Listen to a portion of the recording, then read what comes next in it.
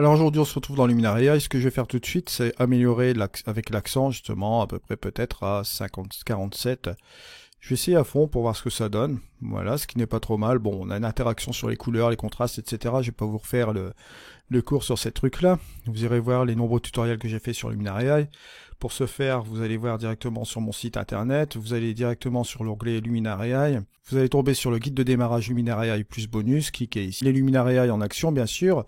Vous cliquez ici, vous tombez sur les deux playlists, ok? Vous avez aussi tout ce qui est pack, hein. Pour ceux qui possèdent Luminar 4, vous avez plein de packs Luminar 4 qui sont disponibles ici, donc dont un pack de luminosité, également sur Aura HDR 2019. J'ai mis des choses aussi également pour Luminaria au niveau des luttes, que vous pouvez utiliser aussi dans d'autres logiciels de post-production. L'heure bleue, bien sûr, les luttes sont ici. Pour télécharger, bon, je vous le rappelle quand même, parce que bon, j'ai de nombreux emails sur ma boîte, je peux pas répondre à tout le monde, j'en suis désolé. Vous cliquez tout simplement sur l'icône qui est ici pour simplement télécharger les luttes, etc. Tout cela est en accès libre sur mon site internet, mais si vous voulez me faire un petit ton, m'offrir un petit café, etc., c'est vachement apprécié. Ou si vous voulez soutenir la chaîne en devenir contributeur Patreon, ce serait vraiment apprécié aussi également. Vous avez tous les onglets qui sont ici, hein. Si vous voulez faire du Luminar 3, j'ai une ancienne formation qui est ici, qui est toujours valable, formation complète. La Luminar 4, bon, je vais pas revenir dessus, j'ai fait plus de 120 vidéos là-dessus. Donc vous voyez tout ce qui est disponible. Bon, il y a d'autres logiciels aussi également, vous avez ON1, vous avez Capture One, tous ces trucs-là. Bon, vous avez un contenu sur la chaîne. Bon, je vais aller directement dans l'outil lumière. Ce que je vais faire, c'est un peu réchauffer mon ambiance que je vois ici au niveau de la balance des blancs pour lui injecter la couleur que je souhaite. La deuxième chose, c'est qu'on va ouvrir un peu les ombres, voilà, je vais baisser un peu mes hautes lumières, ces trucs-là. Pas la peine d'y aller comme un bourrin puisqu'on a utilisé l'accent, d'accord? Ça, il faut le savoir aussi également. On a notre petit histogramme qui est ici, voilà, juste comme ceci. Vachement axé sur les tons moyens, bien sûr. On pourrait jouer avec, comment dire ça, avec le super contraste pour jouer sur les zones, etc. Mais bon, j'ai pas trop envie d'utiliser ce truc-là aujourd'hui. Ce que je vais faire, c'est plutôt aller dans les harmonies des couleurs, juste comme ceci. On va balancer un peu d'éclat. Voilà. Juste un peu comme ça. Un peu d'image chaleureuse, bien sûr. Juste comme ceci. On pourrait utiliser aussi la balance des couleurs. Au niveau des ombres, bon, forcément, on va essayer de balancer un peu vers le bleu. Après, vous prenez les hautes lumières. Là, cette fois-ci, on va rajouter un petit peu de rouge, juste comme ceci, pour rajouter un petit peu plus de couleur, un petit peu plus de gouache à l'image. Bon, bien sûr, ça part tout de suite dans un délire, on va dire, très très chaud. Et on commence à attraper une saturation assez forte. Donc, pour ce faire, vous allez dans l'outil couleur. Je vais pas vous apprendre. Et vous désaturez tout simplement l'ensemble de l'image comme ça. Juste comme ceci. Si vous faites la différence, regardez, hop, avant et après, bon, on a quelque chose d'assez sympa, sans pour autant aller dans les excès. Ensuite, vous avez tout ce qui est paysage, bien sûr. On va peut-être s'amuser à réduire la brume. Ça va interagir quand même un petit peu plus sur ces parties de l'image. Ça interagit plus sur le ciel, comme vous voyez là. Et un peu sur un peu sur cette partie-là de l'image, bien sûr. Vous allez rajouter aussi également un peu d'heure dorée. Voilà. Juste comme ceci, pour revenir un petit peu sur une couleur plus éclatante. Juste là, bien sûr. Et là, bon, comme on est dans Luminaria, et on va s'amuser un petit peu dans les créatifs. Bon, il va sans dire que Luminaria, il n'est pas un Lightroom, ni un Photoshop, etc. Ça, je n'arrêterai pas de vous le dire aussi également. C'est un outil qui va vous permettre de développer vos photos à votre sauce. Bon, vous avez en plus de cela des outils créatifs. Bon, on a bien sûr du masquage local, etc. Je vous laisse libre, bien sûr, d'utiliser les masquages locaux. Vous avez des nombreux tutos que j'ai réalisés justement sur Luminaria à ce niveau-là. Bon, au niveau des créatifs, comme vous voyez là, on va se permettre de rajouter une petite dose assez sympa pour ajouter quelque chose en plus à l'image. Bon, je pense notamment toujours au mystique et l'éclat pour les nuages, bien sûr. Ça, c'est une chose que je vous avais expliqué la dernière fois. Je vais expliquer pourquoi j'utilisais ces choses-là, dont notamment sur les nuages, à l'aide bien sûr d'un masque dégradé. Vous allez voir cela tout de suite. Si vous allez juste ici, vous faites une copie et vous allez ramener ça dans le mystique aussi également. Vous faites un coller. Voilà.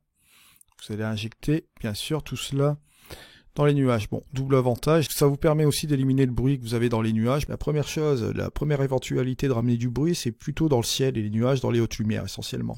Ce sera là où ils seront plus visibles, donc bien évidemment, il faudra faire quelque chose avec cela. Et ça peut être une solution, bien sûr. Bon, là, je ne l'ai pas fait parce que j'ai un fichier RAW. Si vous avez un fichier avec la matrice de Bayer, bien sûr, passez par Puro, vous allez avoir un fichier vraiment très très propre avec les correctifs de l'optique, etc., du débruitage et tout cela. Et quand vous allez ramener dans Luminar AI, bien sûr, ça va vous ramener quelque chose de bien. On m'avait posé une question aussi la dernière fois sur Luminar 4. Est-ce que Puro allait ramener quelque chose de positif avec Luminar 4? Bien sûr que oui. Ce sera exactement le même procédé qu'avec Luminar AI, sauf que bien sûr, ce ne sera pas le même logiciel. On m'avait ramené aussi une question sur Luminar AI, quelle est la différence entre Luminar 4 et Luminar AI. Luminar 4, vous allez jouer avec les calques. Si vous voulez jouer avec les calques, vous avez mon panel de luminosité, j'ai fait énormément de tutoriels là-dessus, donc je ne vais pas revenir sur les explications. Sur Luminar AI, ce sera beaucoup plus simplifié. Ce sera simplifié, mais bon, sans pour autant enlever toutes les fonctions. Vous avez toutes les fonctions qui sont ici manuelles, mais l'essentiel de Luminar AI, ce n'est pas d'utiliser de calque. Mais bien sûr, vous avez le masquage local, vous avez l'outil texture, et vous avez aussi également l'outil basique, qui peut faire une substitution par rapport au calque. L'outil texture, bien sûr, je vous le rappelle que vous avez toutes les possibilités inimaginables pour faire du compositing ou pour faire par exemple du digital blending. Il est possible de le faire. Maintenant, on va continuer la post-production de cette photo. On va voir ce qu'on va pouvoir en faire. Là, je trouve qu'elle est un petit peu trop colorée, donc on va tout simplement aller ici dans l'outil couleur, bien sûr. Et on va tirer encore un peu plus sur la désaturation comme ça. Juste comme ceci. Voilà. Si vous voulez ramener un petit peu de structure, ça peut être aussi sympa. Voilà. Ça va pouvoir accentuer un petit peu votre image et lui donner en même temps un petit côté dramatique. Et comme je vous l'avais dit aussi la dernière fois, vous pouvez peut-être faire quelque chose avec le spectaculaire. Le spectaculaire, lui, qui va vous donner un petit côté métallique à votre image. Bon, là, ça prend une dimension un petit peu complètement différente. Là, vous le voyez là. Bien sûr, vous allez arriver sur quelque chose d'assez particulier, ça va avoir tendance à refroidir l'image, etc. Blablabla. Bla, bla, bla. Ici, j'avais une petite brume. Si je rajoute un petit peu d'atmosphère, je vais rajouter un petit peu de brouillard juste comme ceci. Ça peut être aussi sympa. Rajouter une petite ambiance supplémentaire à l'image. Vous voyez, bon, toutes ces choses-là que vous pouvez réaliser. Au niveau du modèle, vous allez ici. Vous pouvez revenir en arrière, bien sûr, si vous trouvez que votre post-production est beaucoup trop agressive. Là, vous voyez, on était sur ce résultat-là qui est vachement appuyé, mais si vous revenez en arrière, bon, juste ici, avec ce curseur-là, je vous rappelle aussi, j'avais fait un tutoriel là-dessus, avec ce curseur ici, et sur le dosage au niveau des curseurs, je vous mettrai les étiquettes, etc., comme ça vous permettra d'aller voir les tutoriels. Au niveau des détails, je vais revenir quand même un petit peu là-dessus, parce que bon, on me dit toujours, on me pose toujours des questions sur les détails fins, détails moyens, détails grossiers, je l'avais traité aussi également, mais n'oubliez pas que vous avez le plus net ici, c'est un curseur qui est juste là. Rien qu'à lui tout seul, ce curseur-là va vous permettre de ramener de la netteté sur toute l'image. D'accord? Vous pouvez zoomer à l'intérieur de l'image pour voir la quantité de netteté que vous allez injecter. Bon, là, il va sans dire que si vous allez à fond là, ce sera beaucoup trop fort. Et après, vous pouvez ajuster justement ces trois curseurs-là pour apporter de la netteté sur les trois zones ici affectées. Bien sûr, vous avez ces différents détails protection, l'affûtage, etc. Je l'ai déjà traité, je ne vais pas revenir là-dessus. Si on fait la petite différence, regardez, entre le avant et le après, vous voyez que c'est un petit peu plus marqué. On a quelque chose de pas trop mal, un look qui est relativement cool. Ce que vous pouvez faire aussi, c'est terminer bien sûr avec un petit vignettage. On peut accentuer la vision sur ce petit soleil que vous voyez là. On va baisser peut-être un peu la taille, voilà. Au niveau des réglages avancés, on peut rajouter une petite progressivité. On peut tout simplement continuer juste un peu comme cela. Voilà. Une lumière interne, ce ne sera pas vraiment nécessaire. Si vous faites la différence, regardez avant, après, pas trop mal. On est sur ce résultat-là. Je ne vais pas aller plus loin aujourd'hui. On se retrouve pour un prochain tuto. Allez, ciao!